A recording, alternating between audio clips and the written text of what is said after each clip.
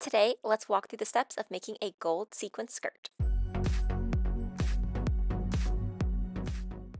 Welcome, I do sewing and DIY related content, and as you can see, I have this fun gold sparkly material and a lining material for it, and I decided since I had this left over from my Fearless top that I'm going to make the NH Patterns Alley skirt using this fabric that will be perfect for the holiday season. I think it's just so fun and sparkly, and I love when I have a little extra fabric on hand that I can turn it into something else. So since I have that blouse that I gave my mom, I'm going to go ahead and make this skirt. Now, one thing I really want to talk about in this video is because I already have a video where I did make this skirt when it turned out really well, so I love this pattern, is that this pattern's a little bit more difficult with the sequins because these are larger sequins. So the first thing I noticed was when I was going through and adding the darts, the lining was very simple to do this with because that's just a very easy material to work with. But when it came time to the actual sequin material, you're sewing through the sequins and then you also really have to end up taking some of the sequins out of the seams. And that was the best way I found to do it, was if I had gone through and just took off some of these sequins, being careful not to rip the fabric. But when I did that, it was able to lay much more flat. And then for any of these additional seams, so for example, the side seams of the skirt, I went through and I sewed these up. Now, for the size of these sequins, my machine was able to sew through them. Sometimes you will have to remove the sequins from your seam allowance if you are really having difficulties, but I found that wasn't the case for this material. The one thing that I did notice is after I would go through and do the seams, so for example, on the side seams, I did have to remove some of the sequins that were like directly in the seam just because it wasn't laying flat. But overall, the skirt pattern was very straightforward as far as sewing both those side seams for the lining as well as for the gold material. And then once I had gotten through and sewn both of that, then it came time to really begin the process of adding the waistband. Now for the waistband, if you follow the instructions that the pattern has, you want two pieces of your exterior. So if mine would be the sequin, but the sequins would be against your skin. So as you can see, what I ended up doing was for the lining, using the actual lining for its own waistband. And then for the sequin, this is only going to be on the outside of the skirt. And this way you don't have those sequins rubbing up against your skin. It's just a lot easier, I found, to sew and work with instead of having to do both of those layers of the sequin material and then having it sort of rub up against your skin. Now, one thing with attaching this waistband to the gold skirt is because at some point it's going to be really thick. So for example, where the dart is, I just made sure that all the darts are always facing in the correct direction.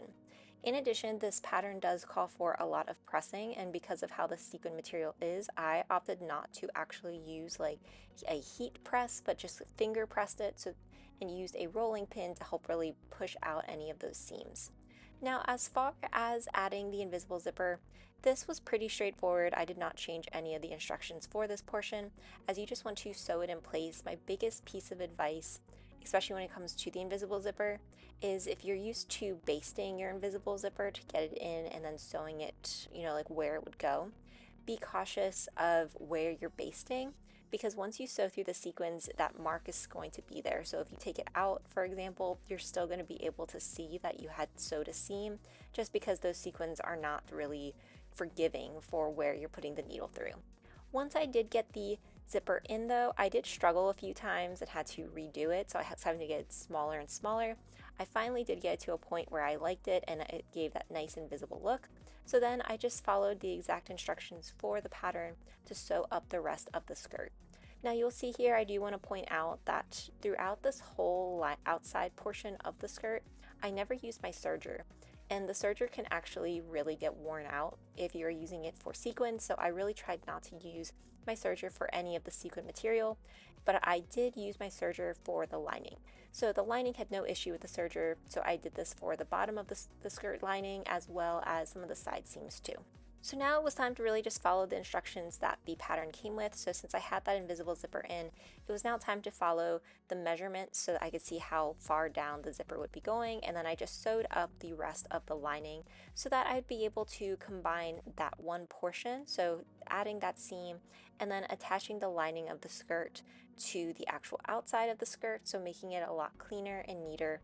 And then putting these together. So as you can see, just matching it with right sides together, for both where that invisible zipper is, and then this just gives you a really nice and clean look for your invisible zipper, and you're not able to see any of those messy seams.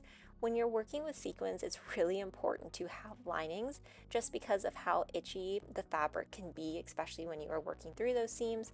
So this skirt worked perfectly since it did come with that built-in lining already. So I just went through, took a seam all the way around, and then started to really finish off the skirt by sewing the two waistband portions at the top together.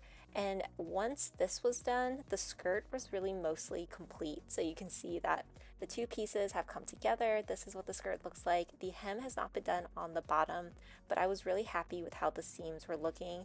In addition, I was going to be going through and hand tacking some of it down a little bit so that the lining stays down. One thing that the skirt normally does involve is going through and doing a top stitch around, but because it was sequin material, I opted not to do that, so I just hand stitched it down. And then for the hem, I did use my sewing machine on the lining to hem it, but then I hand stitched and did more of an invisible stitch for the hem as for this golden material for the sequins, as I didn't want you to be able to see it. Like for sequin material, you really wanted to sort of like shine on its own. So having it where you could not see the hem at the bottom, I thought was the best option, and I'm really happy with how it turned out. The zipper was definitely a little bit more of a challenge than I was expecting, but it turned out really well and I'm excited for it. Now for the skirt, I have already worn it to some brand photos and I thought that they turned out really well with it just because of how sparkly they are. If you enjoyed this video, be sure to like, comment, and subscribe and let me know what you want to see next. Thanks for watching.